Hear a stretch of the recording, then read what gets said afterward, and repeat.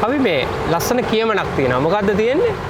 ඔබ ලෝකෙහි දක්නට කැමති වෙනස සඳහා ඔබද වෙනස් විය යුතුය. හරි. You must be the change you wish to see in the world. මහත්මා ගාන්ධි. මේක තමයි මෙතන තියෙන ප්‍රකාශය. මේ මොකක්ද කවි මේ ඔබ ලෝකෙහි දක්නට කැමති වෙනස සඳහා ඔබද වෙනස් වෙන්න ඕනේ. ඒ කියන්නේ ඔයා ලෝකේ යම්කිසි වෙනසක් බලාපොරොත්තු වෙනවනේ. මේ සඳහා ඔයා වෙනස් වෙන්න ඕනේ. කොහොමද මේක පැහැදිලි කරන්න කවි? මම හිතන්නේ ගොඩක් කලාට අපි කැමති වෙනස් දේවල් වලට අපි කැමති ලෝකෙ වෙනස් වෙනවා. ගොඩක් කලාට කර්මේ. ඕගොල්ලෝ හලදී මිනිස්සු ගොඩක් කලාට කියනවා මේක මෙහෙම වුණා නම් හොඳයි මේක මෙහෙම නොවී තිබ්බා නම් හොඳයි කියලා. හැබැයි ඔයා ඒ දේ වෙනස් කරන්න කලින් මම හිතන්නේ ඔයා වෙනස් වෙලා ඉන්න ඕනි කියලා. ඒකෙදි ඒක දෙපැත්තක් තියෙනවා. අපි ගොඩක් කලාට අනිත් කට්ටිය වෙනස් කරන්න යනවා. අනිත් කට්ටිය වෙනස් නොවි ඔයා හිතලා මතලා ඔයාම වෙනස් වුණොත් හැමෝම තමන් හිතලා මතලා වෙනස් වුණොත් මම හිතනවා ලෝකයේ ලස්සන තැනක් වෙයි කියලා. අනිවාර්යයෙන්. මේ පොඩි ප්‍රශ්නයක් තියෙනවා අහන්න. මේ ජීවිත කාලය තුළ එනකොට ඔයාලට ගොඩක් හම්බෙලා තියෙන්නේ ඔයාව වෙනස් කරන්න, ඒ කියන්නේ කෙනෙකුට ඕන විදිහට එයාට ඕන විදිහට ඔයාව වෙනස් කරන්න ආපු අයද නැත්නම් ඔයාගේ විදිහට වෙනස් වුණු අයද? අපි ඇත්තම කතා කළා. එයාට ඕන විදිහට මාව වෙනස් කරන්න ආපු කට්ටිය. හැබැයි මම හිතන්නේ එයාට ඕන විදිහට අපි වෙනස් වෙන්න ඕනෙත් නැහැ. එයා අපිට ඕන විදිහට වෙනස් වෙන්න ඕනෙත් නැහැ. හරි. තව ප්‍රශ්නයක් තියෙනවා. එයාට ඕන විදිහට වෙනස් කරන්න එන්නේ එයා හිතනවා ඔයාව වෙනස් කරලා තමයි ඒ සතුට ලබන්නේ කියලා. ඒක හරි කියලා. හරිද? හැබැයි වෙනස් කරන්න ආපු හැම වෙලාවකම මේක නැවතුනේ කොහොමද? ඔයාව වෙනස් කළාද නැත්නම් වෙන සංසිද්ධියක් ඇති වෙලාද නැවතුනේ? අපි හිතපු හිතේ දේවල් වල තමයි නවතින්නේ. මෙහෙමයි. හැබැයි කන්ට්‍රෝල් වෙන කට්ටිය ඉන්නවා. හැබැයි මම හිතන්නේ බුද්ධියෙන් තේරුම් ගන්න කෙනා කන්ට්‍රෝල් වෙන්නේ නැහැ. හරි. දැන් ඔය කියන විදිහට ඇත්තටම කතාව මෙහෙමයි. ලෝකේ ගොඩක් අයගේ කවි ඇත්ත කතාව මම බලනවා මට දෙයක් ලස්සනට පේනවනේ. මම ඔයාව කන්ට්‍රෝල් කරන්න හදනවා. ඕම කරන්න එපා. ඔය විදිහට යන්න එපා. ඔය ඇඳුම අඳින්න එපා. ඔක ඔයාලට ගැලපෙන්නේ නැහැ. ඔය කැම ගන්න එපා. ඔයාලට හරියන්නේ නැහැ. ගැලම එක්කන හමුදේම නැගිටින්න ඕනේ කියලා මේ මට ඕන විදිහට මම කන්ට්‍රෝල් කරන්න යනවා. හරිද? හැබැයි මේ එහෙම කන්ට්‍රෝල් කරන්න දැන් අපි අනිවාර්යෙන් දන්නවා. හැබැයි මම මොහොතකටවත් හිතුවේ නැහැ මාව කවුරු හරි කන්ට්‍රෝල් කරනකොට මම කැමතිද කියලා. මාව පාලනය කරනවට. ඔයලා බලලා නැහැනේ අපි. හරිද? ඉතින් මෙතෙන්දි වැදගත් වෙනවා ගොඩක් වෙලාවට මම ඔයාව කන්ට්‍රෝල් කරන්න ගියොත් දීර්ඝ කාලිනව ඔයා මාව ප්‍රතික්ෂේප කරනවා. හරිද? අනිවාර්යෙන් මේක වෙනවා. මං හිතන්නේ ගත්තම ලෝකේ තියෙන හැම සම්බන්ධතාවයකම ඕක සිද්ධ වෙනවා. අපි අන්තිමට හේතු හොයනවා ඇයි එහෙම වුනේ කියලා. හැබැයි හේතුව අනිත් කෙනාගේ නිදහසට බාධා කරද්දී එයාට එයාම අනිත් කෙනාව එපා වෙන එක. අර කතාවට කියන්නේ තමන්ගේ හේ රොඩක් තියාගෙන තමන්ගේ හේ පරාලයක් තියාගෙන අනිත් කෙනාගේ හේ රොඩ හොයනවා කියලා. එතකොට මම හිතන්නේ ඒ කතාව ඇත්ත.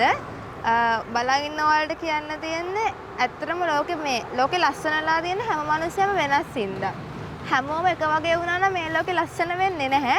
ඒ නිසා අනිත් කෙනාගේ වෙනසට ගරු කරන්න කියලා තමයි කියන්න තියෙන්නේ. හරියට බරි තා හොඳ කතාවක් කිව්වා. ලෝකේ ලස්සනලා තියෙන්නේ ලෝකේ වෙනස් නිසා. කවිගේ රුචිකත්වය නෙමෙයි ලලිතගේ රුචිකත්වය. මේ රුචිකත්ව දෙක වෙනස්. හැබැයි මම ඔයාගේ රුචිකත්වයට ගරු කරන්න ඕනේ. ඒ වගේම තමයි ඔයාමගේ රුචිකත්වයටත් ගරු කරන්න ඕනේ. මේ දෙක සමාන නොවෙන්න පුළුවන්. නමුත් ඔයාට පුළුවන් ඔයාගේ රුචිකත්වයක් කියන්න, මට පුළුවන් මගේ රුචිකත්වයක් කියන්න. හැබැයි මම මගේ විදිහට ඔයාව වෙනස් කරන්න ඕන. ඔයාගේ විදිහට මාව වෙනස් කරන්න આવත් අපි නොදැනීම අපි දෙන්න විකර්ෂණය වීම සිද්ධ වෙනවා. ඉතින් අපි නැවත වතාව ඔව් කවේ. මට තේර කතාවක් කියනම සමහරක් කරලා මිනිස්සු දිහා බලනවා. ඒ මිනිස්සු කරන දේවල් අපිට විකාරයක් වගේ පේනවා. අපි කියනවා මයි මනසට පිස්සුද දන්නේ නැහැ කියලා. හැබැයි ඔයාගේ කෝණයෙන් බැලුවම ඒකට පිස්සුවක් වෙන්න පුළුවන්. හැබැයි යාගේ කෝණයෙන් ඒක එහෙම නෙමෙයි. ආයි පාරක් කියන්න තියෙන්නේ ලෝකයේ හැමෝම එක වගේ නෑ. අතේ ඇඟිලි පහත් එක වගේ නෑනේ. ඒතර හැම මිනිස්සු දැන් වෙලාව හිතෙම ඇත්තටම එයා කරන දේ විකාරයක් පිස්සුවක් වෙන්න පුළුවන්. හැබැයි මම හිතන්නේ බුද්ධිමත්ව තේරුම් අරන් ඒකට ගරු කරන්න ඕනේ. අනිවාර්යයෙන්. දැන් ඕක කියනකොට මට ලස්සනම මතක වුණා. අපි ඉන්නේ පාරයිනේ. මේ ඉස්සරහින් වාහන යනවා. ට්‍රක් දෙකක් තියෙනවානේ. පාරයිනේ. ඒතර කාට හරි හිතෙන්න පුළුවන් මේ දෙන්නට පිස්සු කියලා. කැමරාවක් තියාගෙන අපි දෙන්න විතරක් කතා කරනවා. කැමරාව සෙල්ෆ් ඔපරේට් වෙන්නේ නේ. අපි දෙන්න විතරයි ඉන්නේ. හැබැයි එහෙම පිස්සු කියලා හිතුවට අපිට වැඩක් තියනවද? නෑ.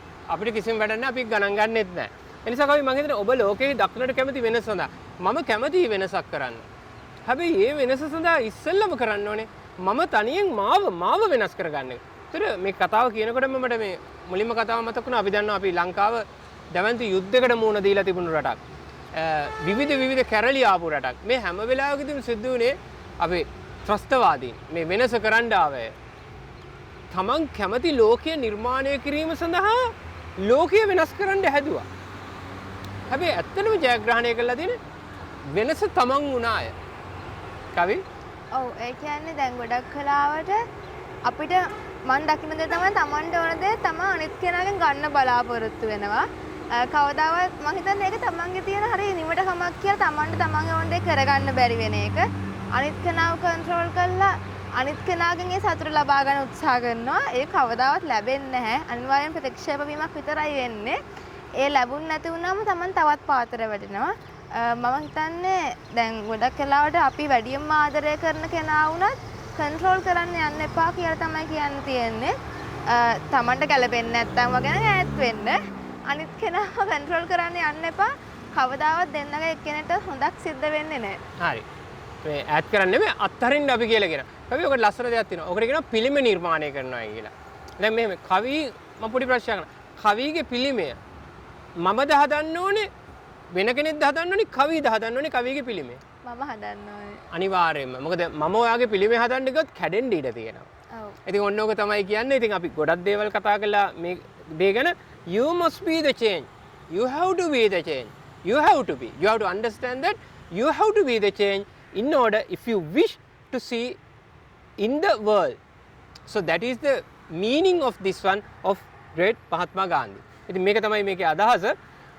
ඔබ වෙනස් කරන්න අනිත් අය වෙනස් කරන්න කලින් තමන්ව වෙනස් වෙන්න ඔබට ඒ වෙනස අත්විඳින්න ලැබෙනවා අනිවාර්යයෙන්ම. කවි. අනිවාර්යයෙන්. මම හිතන්නේ ඔයාලා කැමතිම දේ ජීවිතේ සතුට කියන දේනේ. සතුට හොයන්න යද්දී ඔයගොල්ලෝ පාර වැරදෙන්න පුළුවන්. මම අද අපි ඔයගොල්ලෝ කිව්ව පොයින්ට් එක මේක try කරලා බලන්න. අනිවාර්යෙන් තමන්ගේ ජීවිතේ සතුට කියන දේ හොයාගන්න පුළුවන්. හරි. අපි ඔබත් එක්ක එකතු වෙන්නේ කැලණිය රජමහා විහාරයේ ස්ථානයේ ඉඳලා. ඉතින් අපි ගෞරවයෙන් ආදරපූර්වක මතක් කරනවා Lions Club of කැලණිය තමයි මේ සබ්ස්ක්‍රයිබ් කරලා තියෙන්නේ. ඉතින් සිංහ සමාජයේ ඔන්න අපි ඔයගොල්ලෝකට වැලියු එකක් ඇඩ් කළා. ඔයගොල්ලෝගේ මේ ගාලා තියෙන දේ තව තවත් මේ වෙනදී කරන්න කියලා ඉල්ලා සිටිනවා සමාජ මෙහෙවරවල්.